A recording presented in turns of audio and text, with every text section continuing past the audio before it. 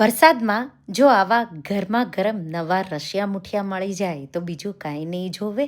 તો આજે આપણે દૂધી મેથીના બહુ ટેસ્ટી એવા રશિયા મુઠિયા બનાવીશું. ડિટેલ રેસિપી મેં ટાઇટલ પાસે આપેલી છે.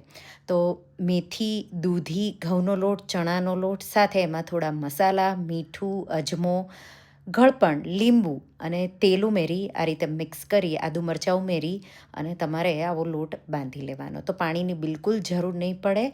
ખાવાના સોડા ઉમેરી દઈશું અને પછી આ રીતે નાના નાના મુઠિયા વાળી લઈશું. આ રીતે મુઠિયા વળાઈ જાય એટલે એ જ બોલમાં દહીં, પાણી ઉમેરી, હળદર ઉમેરી બ્લેન્ડ કરી લઈશું. અને હવે આ રીતે લસણવાળી ચટણી વાટી લઈશું.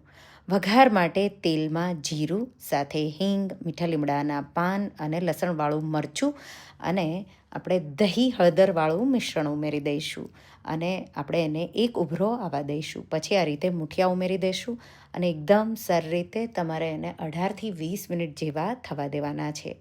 ઢાંકીને આ રીતે થવા દેશો એટલે મુઠિયા ડબલ સાઇઝમાં થઈ જશે. આ રીતે સોફ્ટ, વચ્ચેથી બિલકુલ કાચા ન રહે એ રીતે તમારે મુઠિયાને થવા દેવાના.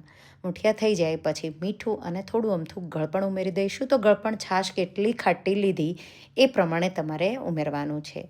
લીલા ધાણા ઉમેરી દઈશું અને ગરમા ગરમ બહુ ટેસ્ટી એવા રશિયા મુઠિયા તૈયાર છે. આ રીતે જો તમે ક્યારેય રશિયા મુઠિયા ન બનાવ્યા હોય તો કાઠિયાવાડી રશિયા મુઠિયાની રેસીપી એકવાર જરૂરથી ટ્રાય કરજો.